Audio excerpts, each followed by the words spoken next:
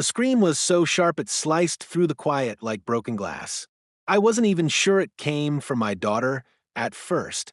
By the time I rounded the corner of the house, I saw her, my little girl, flat on the grass, eyes wide with shock, legs trembling, her tiny hands clawing at the green hose wrapped around her neck like a snake.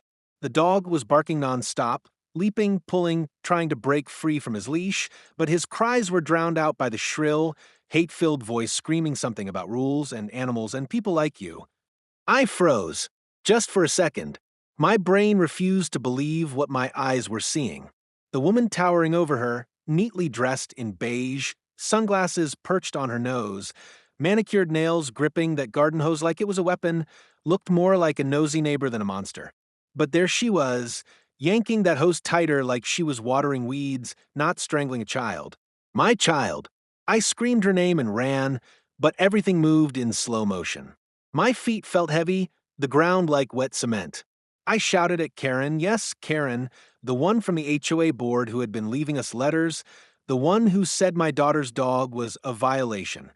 Her head snapped toward me, expression flat, unbothered, as if I had just interrupted her gardening.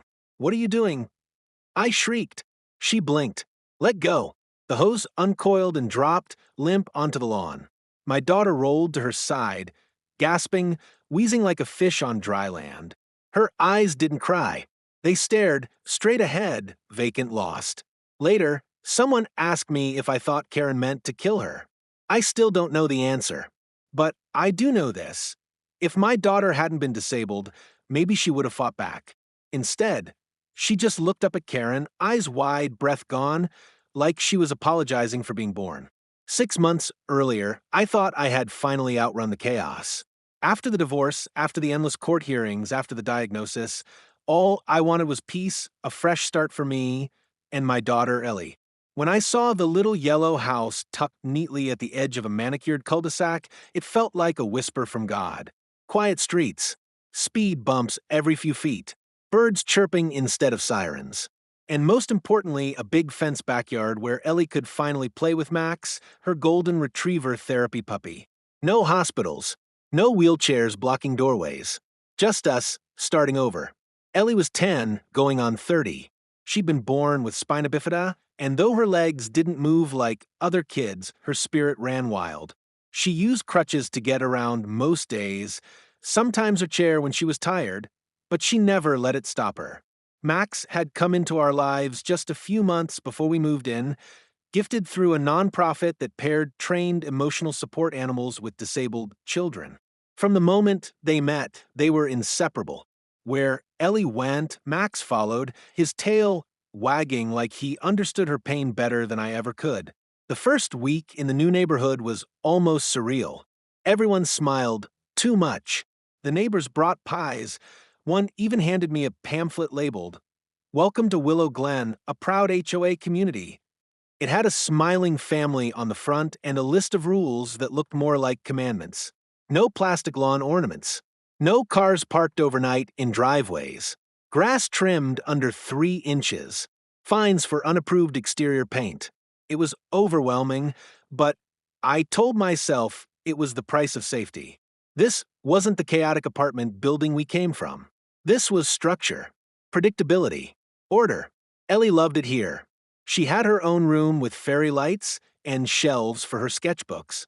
Max had a doggy door to the backyard, and every morning I'd hear them, her laughter mixing with his playful barks. For the first time in years, she looked like a child again. At first, the neighbors seemed decent. There was Mr. Delgado from 2 houses down, always watering his roses. The Parkers across the street had a daughter Ellie's age, though she mostly stayed glued to her tablet. A woman named Brenda brought us banana bread and whispered, "Just a heads up, sweetie. Karen lives at the corner. She's passionate about the rules. You'll be fine if you keep your lawn tidy." I laughed it off. Then I met Karen. It was a Sunday morning. Ellie and Max were out front, Ellie drawing on the sidewalk with chalk while Max laid beside her, tail thumping. I was sipping coffee on the porch when I saw her, blonde bob, pastel sweater draped over her shoulders, clipboard in hand. She didn't smile. She didn't wave. She just stood at the edge of the driveway, eyes narrowed, watching Ellie. I stood up and walked over. Hi there, I offered. New to the neighborhood. I'm Jenna, and that's my daughter, Ellie. She didn't introduce herself. She didn't even look at me. Her eyes stayed locked on Max. Is that a service dog? She asked flatly. He's a therapy dog, I replied, trying to keep my voice friendly. She clicked her pen, scribbled something on her clipboard. Therapy dogs aren't exempt from leash regulations in common areas, she said. Just a reminder. We had an incident last year. I looked around. We were on our property. Max was lying still, not even off leash. Ellie looked up at her, uncertain. I knelt beside her and gave Max a scratch behind the ears. Thanks, I said, forcing a smile. We'll keep that in mind. Karen turned without another word and walked away. It was the first time I saw Ellie's face change since we moved in. The light dimmed just a little. She whispered, Did we do something wrong? No, baby, I said. We didn't. But something about that moment, the way Karen looked at my daughter like she didn't belong here, like she wasn't normal, settled in my chest like a stone. That was the day the air shifted. The sun still shined, the neighbors still waved, the birds still chirped, but I couldn't shake the feeling that someone was watching. That smiley welcome brochure suddenly felt like a trap. The next day, we got our first notice. Reminder: therapy animals must be registered with the HOA and wear visible tags at all times when outside. It wasn't signed, but I didn't need a signature. I already knew who it came from. The strange thing about evil is that it doesn't always wear a scowl. Sometimes it wears a pressed blouse, perfect eyeliner, and a pearly white smile that's been practiced more than felt. That was Karen. She became a fixture after that first encounter, always just walking by, always just checking in. There was a rhythm to her appearances. Every Monday morning around 8:15, just as I was helping Ellie get into the car for school, Karen would emerge with her mug labeled #HOABoss and stroll past our driveway, her eyes flicking over everything like she was taking inventory. She'd smile that tight, lip-stretching grin and offer sugary lines wrapped in barbed wire. Oh, Jenna, Ellie looks so brave out here with her little dog, she'd say. It must be exhausting for you. Or, what a sweet pet. I do hope he's been through proper aggression training. You can never be too careful around, vulnerable children. At first, I chalked it up to passive-aggressive nosiness, nothing I hadn't experienced before. But the way Ellie's smile faded every time Karen's voice pierced the morning, how she'd grip her crutches tighter or pull Max a little closer, I knew this wasn't harmless. Karen started sending emails. Not to me directly. Oh no, that would be too honest. She sent them to the HOA board, CCing the entire neighborhood, flagging concerns that just happened to include our address. Subject: unregistered therapy dog seen off-leash body. While walking this morning, I noticed a large golden retriever roaming near 43 Willow Glen Drive. Sweet animal, I'm sure. But are we allowing exceptions to leash policies now? She didn't stop there. One afternoon, I came home to find a neon orange warning sign stuck in our grass. Yard violation, unapproved lawn decor. What was the offense? A tiny pink wind spinner Ellie had planted beside Max's water bowl. It was the kind of cheap garden ornament you buy for $1, shaped like a sunflower with glitter petals. Ellie loved how it shimmered when the sun hit it. She cried when I took it down, but I couldn't risk the HOA fines. Karen had already made it clear she was watching and documenting. The dog became her obsession. She'd time her walks to pass us when Ellie was playing fetch in the backyard. She'd flinch dramatically when Max barked, even if it was just once, even if he was behind a locked gate. Some of us are trying to enjoy our morning without being attacked. She'd mutter loud enough for me to hear. It got worse. Notes started appearing taped to our mailbox. Please muzzle your dog. This is not a petting zoo. Other children live here, too. One day, Ellie was outside drawing with chalk on the driveway when Karen approached. I saw it from the kitchen window. At first, Karen smiled and crouched down to admire Ellie's artwork. Unicorns, hearts, the word happy. But then her smile faded and she leaned in. Later, Ellie told me what she whispered. You shouldn't be outside so much. Your dog makes people nervous. Not Everyone likes noise. Sweetie, maybe you should play inside from now on. That night, Ellie didn't want to go out at all. She stayed in her room, clutching Max, the spark gone from her eyes. She didn't even touch the sketchbook she carried like a second skin. I decided enough was enough. I went to the next HOA board meeting, determined to speak up, clear the air, and defend my daughter's right to exist without being treated like a problem. Karen was already seated at the front, clipboard in hand, flanked by two other members who looked just as tense. When the floor opened to community concerns, she stood up and calmly, cheerfully declared, "I'd like to discuss a safety concern regarding a potentially aggressive dog at 43 Willow Glen. There have been several instances of barking, off-leash activity, and alarming behavior toward neighbors. I'd recommend we formally review whether therapy animals are appropriate in our community common spaces." Her voice was measured, her words rehearsed, and the worst part? People nodded. That night, I found an official HOA notice in my inbox titled, "Urgent.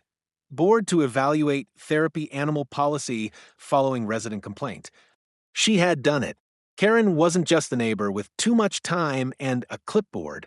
She was a master manipulator hiding behind bylaws, sugar-coated smiles, and weaponized etiquette. She wasn't trying to enforce the rules. She was trying to erase us. And now she had the whole neighborhood listening. It started with the mailbox. One Monday morning, I opened it to find a crisp white envelope stamped with the Willow Glen HOA seal. Inside was a notice. Yard maintenance violation, grass measured at 3.4 inches. HOA maximum is 3.0. I blinked. It had rained for 3 days straight. I hadn't even had the chance to mow. I laughed at first. A ridiculous technicality, surely some automated process. Until the second letter came, and the third, and the fourth, each one more absurd than the last. Violation, trash bins not brought in within 30 minutes of pickup. Violation, unregistered therapy dog not wearing visible ID. Violation, decorative plant pot exceeds height restrictions by 4 inches. Every notice was a warning. Every warning came with a threat of escalating fines. I checked the HOA handbook front to back. Some of the violations were technically real. Most were invented, twisted interpretations of vague clauses. But the timing was too perfect, too targeted. We were being watched. Every morning, Karen strutted by our house like she was patrolling a war zone. Sunglasses, clipboard, latte. Always alone, always watching. Her smile had disappeared entirely by now, replaced with the satisfied sneer of someone who knows she's getting away with it. I tried to play by the rules. I trimmed the grass twice a week. I ordered a custom therapy dog, do not pet vest for Max. I moved Ellie's chalk drawings to the back patio so no one could see them. But no matter how much I complied, the letters kept coming. Then came the bins. One Thursday morning, I stepped outside to help Ellie down the ramp. She was dressed in her favorite yellow hoodie, Max already waiting by her side, tail wagging. But the ramp was blocked completely by 2 large garbage bins, one tipped sideways, the other filled with what looked like lawn clippings and soaked cardboard. Ellie stared at them in silence. I looked around. Our garbage pickup was on Tuesdays. These weren't ours. Karen's house was the only one next door. I didn't yell. I didn't make a scene. I quietly moved the bins, wheeled Ellie down the ramp, and walked her to the car. But the damage was done. She didn't smile once that morning. She didn't say goodbye. That evening, I found her sitting in the backyard with Max curled beside her, her sketchbook closed in her lap. Her face was turned toward the setting sun, but her eyes weren't watching anything. She didn't hear me approach. "Sweetheart," I said softly. She flinched, then wiped her face with her sleeve. "Why doesn't she like me, Mom?" The question shattered me. "She doesn't know you," I whispered, kneeling beside her. "She doesn't understand. She said I shouldn't play outside anymore." Ellie's voice cracked. "That I scare people. That Max might bite someone." "What? When did she say that?" "Yesterday, when I was by the gate. She said it real quiet. Then she smiled like she didn't say anything at all." I hugged her. Hard. Max whined and pushed his head into Ellie's lap. That night, I wrote an email to the HOA board. No accusations, just a question. Are all HOA members subject to the same standards? I've received several notices, and I'd like to clarify procedures before I take any further steps. The next day, I received an automated response and another violation notice. Unapproved structure detected. Wooden ramp on side, entry not in compliance with HOA architecture policy. They were targeting my daughter's wheelchair ramp. I felt like I was going insane. I tried speaking with neighbors. Most offered polite shrugs. Some nervously changed the subject. A few looked guilty, like they knew something but were too afraid to get involved. Except for one. Mr. Charles lived across the street. Retired Army vet in his 70s. Always wore a veteran ball cap and sat on his porch most evenings with a can of root beer and a tiny radio. One evening, as I was dragging our bins back from the curb, he called out, "She's been watching your girl." I turned, startled. "Karen?" I asked. He nodded slowly, tapping the side of his head. "Saw her last week. Waited until you left. Marched up to your back fence, leaned over, said something to the kid, then walked away like nothing happened." "What did she say?" "I couldn't hear. But your girl looked real shaken. She hasn't drawn on the sidewalk since, has she?" I felt my knees weaken. I walked over and sat on the edge of his steps. "I don't know what to do anymore," I admitted. "She's choking us without lifting a finger." Mr. Charles reached into a small drawer under his porch table and handed me a disposable phone. "I'm old, not blind," he said. "Started recording her 2 weeks ago. Got some footage. I wasn't going to say anything, but what she's doing to that little girl ain't right." I stared at the phone like it was a grenade. "There's a video?" I asked. He nodded. "That ramp," he said. "I saw her dragging those bins across your driveway at 6 a.m. Thought it was odd. Now I know why." I thanked him, took the phone, and sat in my car for a long time after. Later that night, I watched the footage. There she was, Karen, in full glory, marching with purpose, bins in hand, placing them directly on our ramp, looking around to make sure no one saw. Then brushing off her hands like she'd taken out the trash. She smiled before walking away. It was the smile that broke me. Not the rules. Not the notices. Not even the bins. It was that cold, rehearsed smirk, the look of someone who believed they were untouchable. But now I had proof. Now someone else had seen. And maybe, just maybe, I wasn't as alone as she wanted me to believe. It was a Sunday. Clear skies, 72 degrees. One of those rare days where everything felt still, calm, like life had finally taken a deep breath. Ellie had been asking all week if she could go outside and paint with Max. I'd been hesitant after the last HOA letter, after Karen's threats, after that video Mr. Charles gave me. But Ellie had this way of asking that melted every guard I put up. A tilt of her head, that hopeful smile, the kind of innocence that made me want to burn the whole world down just to protect it. So I said yes. She rolled herself down the ramp, Max trotting loyally at her side, with his new therapy vest proudly displayed. I peeked out the kitchen window every few minutes as I washed dishes. I watched her set up her easel on the back patio, a little plastic table beside it holding a cup of water, paint tubes, and her sketchbook. Max laid in the sun, eyes closed, belly up. It was the first time she had painted outside in over a month. The silence shattered around noon. A scream, sharp, shrill, and not the kind Ellie made when she was scared of spiders or stubbed her toe. This one was primal, desperate. I dropped the dish in my hand, glass shattering on tile, and sprinted through the house, flinging the sliding door open so hard it slammed against the wall. The scene stopped my breath. Karen, in our yard, one hand gripping Max by the collar, the other holding our green garden hose. Ellie screaming, Max yelping, water spraying everywhere. I don't even know how she got in. The back gate must have been unlocked. But there she was, her hair flying wildly, sunglasses askew, yelling so loud her words blurred together. "I told you. I warned you about this animal. He came at me. This is MY neighborhood too. You don't get to endanger people just because you're daughters, and then I saw it. Ellie had tried to get between Karen and Max. She was holding onto the leash with both hands, tears streaming down her face, trying to pull Max away. But Karen had lost control. The hose she'd been spraying Max with suddenly turned into a weapon. She yanked it toward Ellie, flailing and wild, the plastic nozzle cracking against the girl's shoulder. Ellie cried out and ducked, but Karen didn't stop. She reached forward and wrapped the hose around Ellie's chest, dragging her wheelchair backward in a single violent jerk. Ellie gasped, her hands flying to her throat as Karen, face twisted with fury, tightened the coil like she was reeling in a garden weed. And Max was barking like he'd never barked before.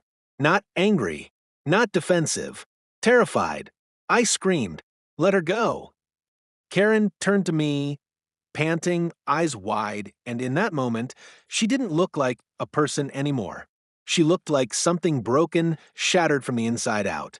Her mouth moved, but no words came out. Just this empty, breathy rasp. Then, Mr. Charles's voice thundered across the yard. "I'm calling the cops." He was standing on his porch, phone held high. I hadn't even noticed him there. Karen froze. Her grip loosened. The hose slid from her hands and fell onto the grass with a dull thud. Ellie collapsed forward in her chair, coughing violently, trying to suck in air between sobs. I didn't even think. I ran to my daughter, dropped to my knees, and pulled the hose off her body. Her lip was bleeding. Her arms were shaking. Her paint-streaked clothes were soaked through, and her sketchbook had been crushed beneath a boot print, Karen's boot print. Max pressed his body against hers, whining, licking her arm, protective and frantic. I held her. I whispered, "You're safe now. Mommy's here. You're safe. You're safe." Karen stood there, rooted to the spot like she was only just realizing what she'd done. "You're overreacting," she said, finally, her voice low, trembling. "I didn't mean she got in the way. I was trying to stop the dog. He jumped at me. I felt threatened." I looked up at her, my arms still around Ellie. "You're on our property." I was walking by. The gate was open. The dog ran at me. "You're lucky he didn't bite. Get off my lawn," I growled, my voice shaking. "Right now." She hesitated, then turned and walked out, fixing her sunglasses like it was just another HOA patrol. 5 minutes later, the police arrived. 2 squad cars. An ambulance. Red and blue lights painted across our white siding. Mr. Charles gave his statement first. Calm. Precise. He told the officers how he saw Karen enter our yard, how she assaulted both the dog and the child, and most importantly, how he had it all on video. Yes, again, he had been filming from his porch. One of the officers took his phone and stepped away to watch. The EMTs examined Ellie while I clutched her hand. She kept whispering, I'm sorry, I didn't mean to make her mad." I kept telling her it wasn't her fault, that she was brave, that she did nothing wrong. Karen, meanwhile, was playing innocent in the driveway. Calm now, polished. She had put her sunglasses back on and was calmly speaking to one of the officers as if they were discussing gardening tips. "She's lying," I heard her say. "She's always exaggerated. The child provoked my dog first. This is just a big misunderstanding." But then Officer Miller returned with the phone. He walked past Karen without a word and came straight to me. "Ma'am," he said gently, "do you want to press charges?" I looked down at Ellie, her bandaged shoulder, her trembling lips, the raw red marks on her neck. I didn't hesitate. Yes. Karen was handcuffed 30 minutes later. She screamed, not with pain, but with fury, rage, like a toddler denied a toy, like she couldn't believe the world was holding her accountable. "You can't do this. I run this neighborhood. I've lived here 22 years. I serve on the board." But the officers didn't care. Not today. Not with the video. As they led her away, she locked eyes with me and smiled. That smile, like she still had some secret weapon tucked up her pastel sweater sleeve. Like she still thought she would win. The cruiser doors closed. The sirens faded. I stood there, holding Ellie in my arms as Max curled around our legs like a shield, and for the first time since we'd moved in, I let myself cry. Not a single tear, but a wave. A storm of sobs I had buried for too long. Every moment of fear. Every just ignore it. Every time I'd told Ellie to be quiet, to stay inside, to not cause trouble. This was the cost of silence. This was what happened when people like Karen were allowed to wrap rules around their hatred. But not anymore. Not on my watch. Because that day my daughter almost died. Because she played with her dog. Because someone decided that her joy was a violation. Because a garden hose became a weapon in the hands of a woman who smiled while she hurt children. But we weren't silent anymore. And the whole world was about to hear our story. Justice is a funny word. People think it means closure. That when something awful happens and the police get involved, the court steps in, the world rights itself. But in reality, justice moves like molasses, slow, messy, and easily poisoned by influence. Especially when your enemy is wearing pearls and sipping wine with the HOA president every other Thursday. Karen was released on bail within 24 hours. We were still bandaging Ellie's shoulder when I saw her strolling out of her house like nothing had happened. No handcuffs, no apology, just sunglasses, a scarf, and that same smug tilt of her chin, like she already had the ending written in her favor. The HOA held an emergency board meeting that week. I wasn't invited. According to a neighbor who slipped me the agenda under the table, literally slid a folded note into my hand at the grocery store, the meeting was labeled incident management, dispute between neighbors. Not assault, not harassment, not attempted strangulation of a disabled child, just a dispute. When I tried to speak up at the next open meeting, the board cut my mic after 30 seconds. "Thank you for your comments," the president said politely. "This matter is being handled legally and we'd like to avoid community division." Community division, as if the neighborhood wasn't already split between those who knew the truth and those who were afraid to pick a side. But I wasn't interested in their silence anymore. I contacted a local news reporter, Janine Lopez, who specialized in community corruption and civil rights. I sent her the footage, the police report, the photos of Ellie's bruised neck and crushed sketchbook, the HOA's bogus violations, everything. She called me the next morning, her voice trembling. "I'm so sorry," she said. "This isn't just a story. This is a war." By Friday, the piece went live on Channel 7 News. Headline: Therapy Dog, Disabled Child Targeted in HOA Attack, Neighbor Caught on Tape. They ran the video, blurred Karen's face but not her voice, not her words, not her hatred. They showed Ellie's drawing of Max, broken and water-stained, and interviewed Mr. Charles, who didn't hold back. "She's been harassing that family since day one," he said on camera, pretending she's enforcing rules when all she's doing is enforcing her bias. The story exploded. Within 48 hours, hashtag Justice for Ellie was trending. By Sunday, national outlets had picked it up. The Daily Mail, CNN Local, even a short clip on The View. They showed side-by-side images of Karen's pristine flower bed and Ellie's crushed painting. Talked about the HOA culture of unchecked authority. How homeowners associations had become playgrounds for petty tyrants. And suddenly, Karen wasn't a neighbor anymore. She was America's HOA Karen. Petitions were launched demanding her removal from the HOA board. Protesters stood outside her house with signs that read, "Rules aren't weapons. Let her play. Protect disabled kids, not power trips." Karen issued a statement through her lawyer claiming she acted in self-defense and was deeply traumatized by the incident. She even said Max lunged at her, though the video clearly showed him lying still. Her statement only added fuel to the fire. One clip went especially viral of Ellie during her first physical therapy appointment after the attack, smiling softly as Max nudged her hand. The caption said, "She forgave her attacker, but we won't forget." Offers poured in from therapy animal organizations. A children's rights group sent Ellie a care package and an official certificate recognizing Max as a hero companion animal. They included a vest for Max with his new title embroidered in gold thread. Ellie cried when she saw it. "It's his superhero cape," she whispered. I filed for a restraining order the same week. The judge granted it immediately after viewing the footage. Karen could no longer come within 300 feet of Ellie. She was barred from HOA board meetings involving our family, and a civil case was scheduled for the following month. But the HOA board didn't wait that long. Under community pressure, with signatures from over 200 residents, they held a private vote.